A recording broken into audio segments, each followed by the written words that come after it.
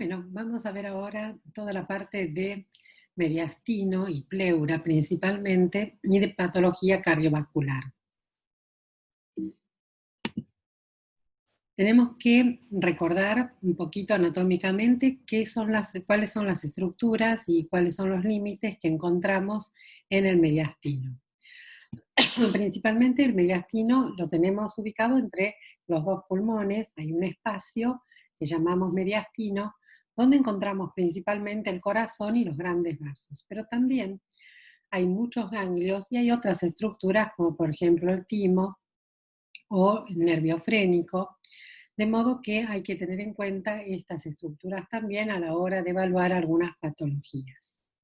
Acá podemos ver en la imagen central el corazón y la disposición de la aorta con su callado y de la vena cava superior, formada por las venas que vienen de aquí, y la vena cava inferior, que viene justamente de la parte inferior del cuerpo. Bien, los límites básicamente están dados radiológicamente por el contorno de la silueta cardíaca y de los cilios de un lado y del otro. Vamos a ver un poquito límites y contenidos del mediastino. Como límite superior, todo lo que está por arriba del callado del aórtico. Anterior, por delante de lo que son los elementos cardiovasculares. En el medio es donde está contenido el corazón y los grandes vasos. Y posterior, todo lo que quede por detrás de la tráquea. Hay que recordar que dentro de las estructuras importantes del mediastino tenemos los grandes vasos, el corazón, el esófago, los ganglios, el timo, los pedículos pulmonares, muy importante, nervios como el plexo esofágico y el nervio frénico, y también, por supuesto, el pericardio. En el mediastino anterior tenemos el timo. Muchas veces podemos llegar a encontrar un timoma, que es un tumor del timo que se asocia mucho a miastenia gravis. Tenemos la glándula tiroides que en el caso de hacer un bocio endotorácico podría invadir la parte superior del mediastino anterior. Podemos encontrar teratomas, podemos encontrar linfomas, ¿sí?, por todos los ganglios que tenemos en ese sector. En el mediastino medio, principalmente lo que vamos a encontrar es el corazón y los grandes vasos. También el pericardio que recubre al corazón. Si yo tengo un derrame pleural o tengo un taponamiento cardíaco, que es tanto líquido como sangre acumulada entre las dos hojas del pericardio, vamos a ver en la radiografía un corazón central redondo como en forma de cantimplora. Se llama así, corazón en cantimplora, cuando tenemos un derrame pericárdico importante o un taponamiento cardíaco, que es algo muy grave. También tenemos el nervio frénico, que es importante porque inerva el diafragma. Si sufre compresión, podemos tener problemas en la mecánica respiratoria. La vena cava, los pedículos pulmonares. Por lo general, cuando hay masas, los pedículos pulmonares quedan ocultos, como habíamos visto con el signo del hilio oculto. En el mediastino posterior vamos a tener el esófago con el plexo esofágico, la aorta descendente. Recuerden que después de hacer el callado, la aorta se va para atrás, para la espalda, y baja pegada junto al esófago. El conducto torácico, todo lo que es el sistema linfático con las venas ácigos y hemiácigos, y todos los ganglios linfáticos. Los ganglios linfáticos van a estar infartados o aumentados de tamaño cuando tengamos infecciones importantes, cuando haya tuberculosis, cuando tengamos neoplasias, por ejemplo linfomas, ¿sí?, cuando tengamos sarcoidosis o histoplasmosis. Lo que vamos a ver entonces es un pedículo vascular, un mediastino ensanchado, y el pedículo vascular, que debería medir 5 centímetros entre la arteria subclavia izquierda y la vena cava superior, vamos a ver que por lo general supera los 5 centímetros y medio o los 6 centímetros. Ya eso es patológico. Aquí tenemos el repaso del pedículo vascular normal, arteria subclavia izquierda y vena cava superior, y de un mediastino netamente ensanchado. Esto mide más de 5 centímetros y medio o 6 centímetros, Ya cuando es mayor a 6 centímetros, por supuesto que confirmamos que es patológico. Todo lo que es imágenes, siempre recuerden que hay que corroborarlo con la clínica del paciente y con la anamnesis y con toda su historia clínica también. Entonces, nosotros con una imagen simplemente no podemos decir si esto se debe a un linfoma o algún otro problema. Entonces hay que hacer toda una anamnesis muy exhaustiva y un estudio del paciente y un examen semiológico, también algunas otras pruebas para determinar por qué tiene un mediastino ensanchado.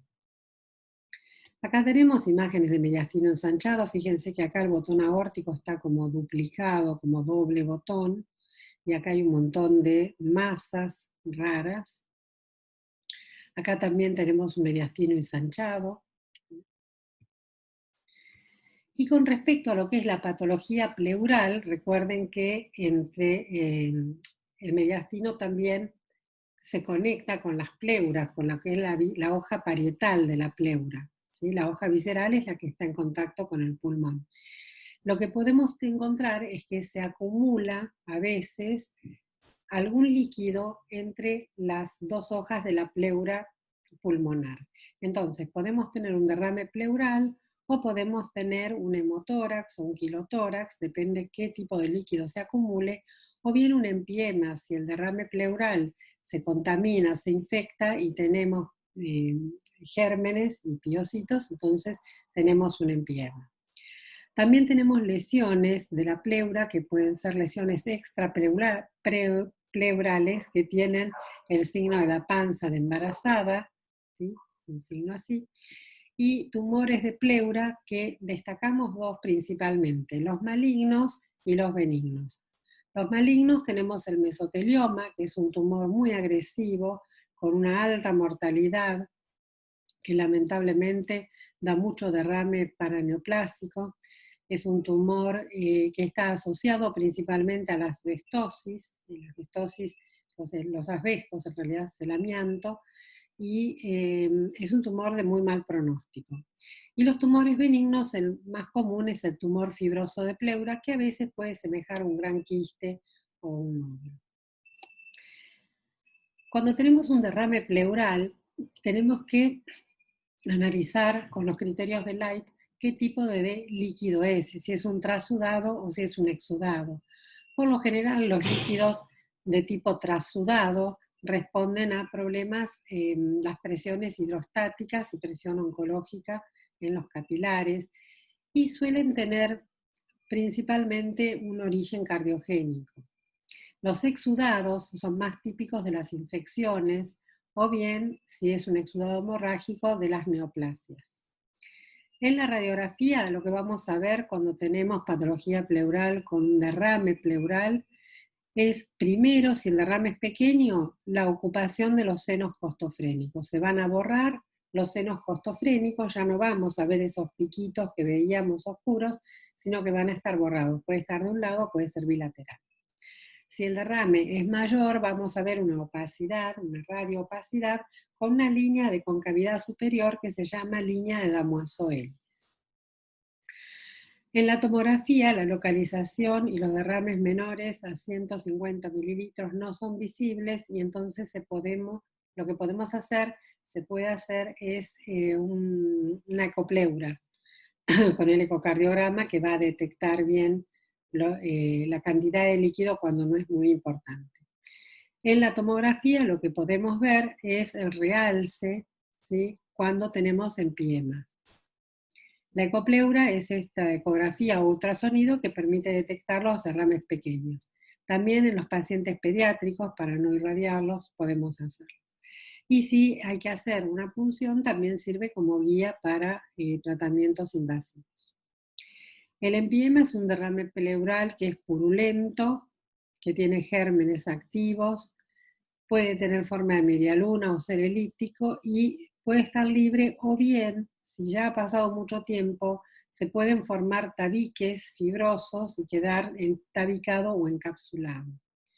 Requiere drenaje, se realza con contraste endovenoso en la tomografía Y en el caso de que haya una exposición a los asbestos que genera esta enfermedad, que es la asbestosis, se van a ver placas, focos, ¿sí?, en las placas pleurales engrosadas.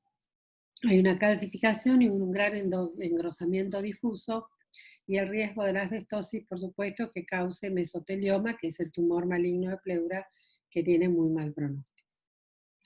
Entonces, derrames pleurales pequeños tienen los senos costofrénicos ocupados. De este lado nosotros no podemos ver el seno costofrénico porque está ocupado por el derrame. Si fuera un derrame mucho más importante en cuanto a la cantidad de líquido, vamos a ver una imagen radiopaca con una línea de concavidad superior, que es la línea de Damoiseau-Ellis. En la tomografía, los derrames los vamos a ver ubicados siempre como semilunas, ¿sí?, de color grisáceo, que están siempre en la espalda, porque el paciente entra acostado en el tomógrafo, por eso es que los vamos a ver así. Este es el tumor de pleura maligno, el mesotelioma. Fíjense el engrosamiento de la pleura, los bordes espiculados e irregulares. Es un tumor muy complicado. Toda la pleura tomada. Y este es un tumor fibroso de pleura. Este es un tumor fibroso de pleura que al principio puede semejar un quiste o un nódulo, una masa. Esto se llama lesión extrapleural, lesión extrapleural cuando tiene este signo así.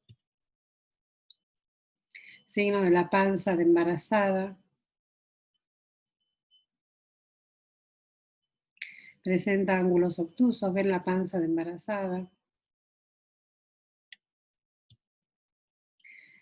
Y el neumotórax es cuando, en lugar de acumularse líquido entre las dos hojas de la pleura, se acumula aire. Normalmente no hay aire, el espacio de la cavidad pleural, es decir, el espacio entre las dos hojas de la pleura, es un espacio virtual, porque no hay un espacio real. Hay un poco de líquido nada más que permite que se deslicen las hojas. Pero cuando hay una ruptura, por ejemplo, de una bulla, o cuando hay una herida de arma blanca o de arma de fuego o lo que sea, puede causar un accidente, que la costilla perfore la pleura, puede causarse un neumotórax, que es esta entrada de aire con el colapso del pulmón. Ven que el pulmón quedó colapsado y en la pleura hay mucho aire. El aire en la tomografía lo vamos a ver negro. Aquí en la radiografía, fíjense la placa en inspiración apenas se ve, y en expiración se ve bien el neumotórax, se ve mucho mejor. Este es el pulmón colapsado. Al paciente le cuesta respirar, viene con dolor en puntada de costado. Los neumotórax espontáneos son bastante comunes en los pacientes fumadores que hacen bullas, que quedan acá en los ápices, y esas bullas se abren, son espacios que tienen atrapamiento aéreo y se abren hacia la pleura y causan el neumotórax espontáneo. De lo que es patología cardiovascular, vamos a ver imágenes de cardiomegalia y de otras patologías. Principalmente la cardiomegalia, cuando es la insuficiencia cardíaca izquierda, lo que vamos a ver es una expansión del ventrículo izquierdo hacia la izquierda y hacia abajo. Cuando hay insuficiencia cardíaca derecha, decimos que tenemos una imagen en sueco o en bota, y la insuficiencia cardíaca congestiva o global, por lo general, suele cursar con edema agudo de pulmón.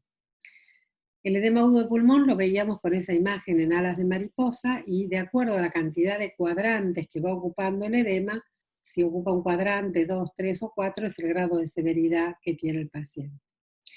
El TEP lo vimos cuando vimos los signos radiológicos de tromboembolismo de pulmón, como la oligoemia focal, que era el signo de Westermarck, el signo de Paya, que era el aumento del grosor de la arteria pulmonar, y otros signos como las líneas de Fleischner, que eran las atelectasias laminares, o la joroba de Hampton, que es la cuña, que muestra el infarto pulmonar.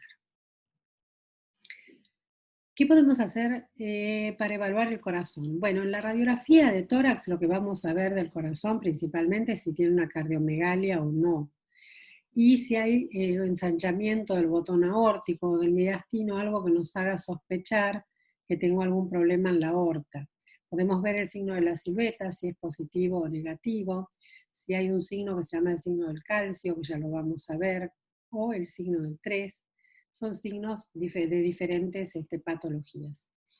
En la tomografía también podemos ver muy bien las cámaras, ¿sí? Las cámaras y se puede ver muy bien el TEP, por ejemplo, el tromboembolismo de pulmón, cuando está obstruida la arteria pulmonar, eso se puede ver muy bien en el TEP.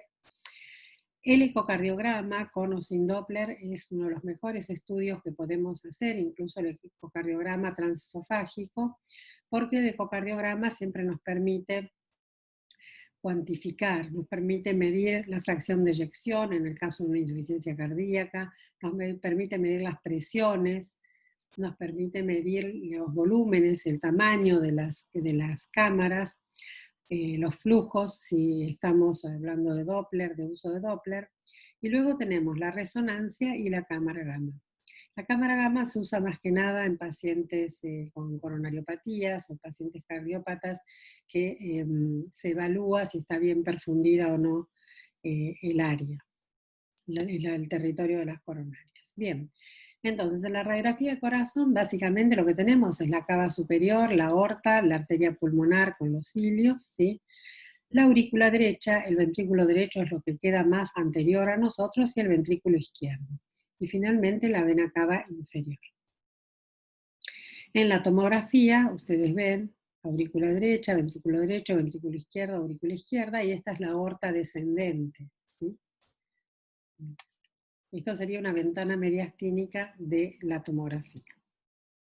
En la resonancia, también aquí tenemos la aorta y tenemos las 4 cavidades.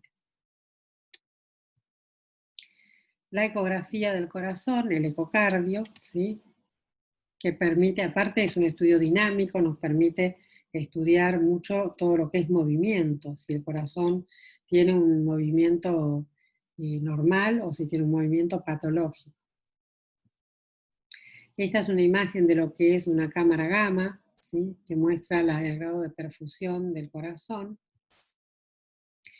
Y algunos factores modifican la imagen cardíaca. Al principio de todo, cuando hablábamos de radiografías, les había comentado que la radiografía se toma a una distancia de 1,80 m, es decir, el paciente con respecto al aparato tiene que estar a 1,80 m. ¿Por qué? Porque de esta manera, cuando el paciente está a 1,80 m, el corazón aparece con un tamaño del puño de una mano, que es el tamaño aproximado real que tiene el corazón. Si yo tengo una distancia menor o mayor, si es menor lo voy a ver muy grande y va a parecer que tengo una cardiomegalia cuando no la tengo, y si es menor lo voy a ver muy pequeñito, no voy a poder apreciar algunas cosas. También si la radiografía se toma en expiración, modifica también la imagen cardíaca. Si la proyección en vez de ser póstero-anterior es antero-posterior. Si hubiera ascitis en pacientes con ascitis o pacientes obesos o señoras embarazadas, por el volumen que tienen del abdomen, el corazón se horizontaliza, ¿sí? O no se ve perfectamente como se debería ver. En el caso de ascitis, obesidad y embarazo, por lo general el corazón lo vamos a ver horizontal. En los pacientes muy delgados o pacientes bronquíticos, el corazón suele estar más vertical. De hecho, en el paciente POC, el corazón se ve es central y en gota, es un corazón más bien pequeño y vertical. Bien, habíamos hablado del índice cardiotorácico, que en el paciente adulto era igual o menor a 0,50 y en el pediátrico 0,55 aproximadamente. De todos modos, ya habíamos comentado que la cardiomegalia se ve a simple vista. Bien, el ventrículo derecho crece hacia la izquierda y adopta después una forma de bota o zapato o sueco, y el ventrículo izquierdo, este es el derecho, este es el izquierdo crece hacia abajo y a la izquierda. Entonces tiende a tapar toda la zona del seno costofrénico izquierdo. Esto sería una cardiomegalia de ventrículo izquierdo, ¿sí? Por insuficiencia cardíaca izquierda. Ven que tapa el seno costofrénico prácticamente, porque crece hacia la izquierda y hacia abajo. Y esta sería una cardiomegalia de ventrículo derecho por crecimiento o expansión del ventrículo derecho que crece simplemente hacia la izquierda pero no hacia abajo. Por eso adopta esta formita de zapato, sueco o bota, como lo quieran llamar. Luego tenemos los arcos cardiovasculares. Lo normal es del lado izquierdo tener 3 arcos, el del botón aórtico, el de la arteria pulmonar y el del ventrículo izquierdo. Y del lado derecho, por lo general es más recta la línea, pero es la vena cava superior y la aurícula derecha. Tenemos un signo del, un signo del cuarto arco cuando hay un crecimiento, por lo general, de la aurícula izquierda u orejuela izquierda por detrás. Crece mucho y aparece por detrás.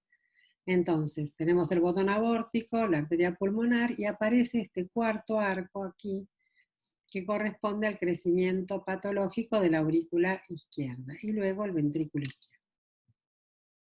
El signo del doble contorno también es un crecimiento patológico de la aurícula izquierda que asoma por detrás de la aurícula derecha. Tenemos la aurícula derecha y por detrás asoma la aurícula izquierda. También hay otra patología que es la disección de aorta.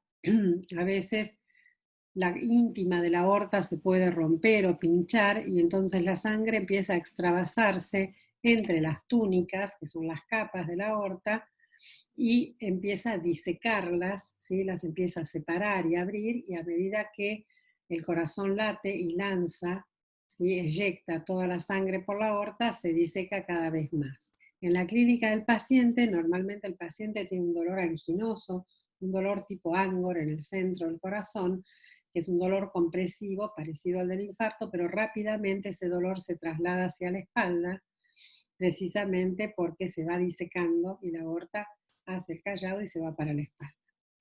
Entonces, cuando aumenta toda esta presión, se va calcificando el vaso, por eso aparece el signo del calcio, y se va formando una luz falsa. Nosotros tenemos una luz verdadera y una luz falsa. Aquí vemos el signo del calcio, que es esta calcificación que vemos por aquí y por aquí. Eso es compatible con disección de aorta. Aquí también ustedes ven el signo del calcio, aquí en el botón aórtico, también se asocia a lo que es disección de aorta.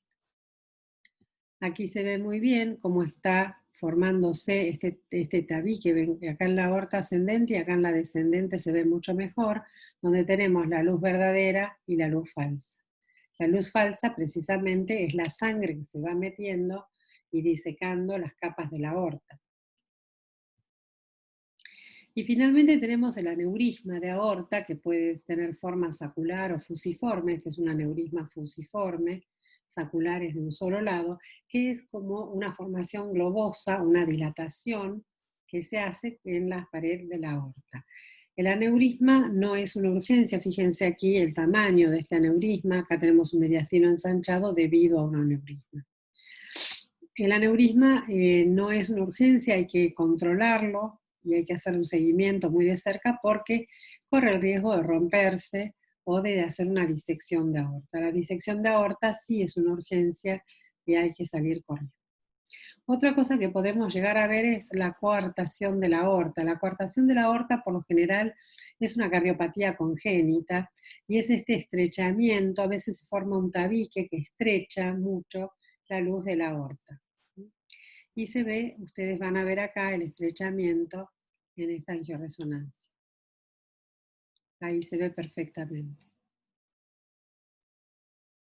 Bueno, esto ha sido todo lo de cardiología y pleura, así que nos vemos en la siguiente clase. Muchas gracias.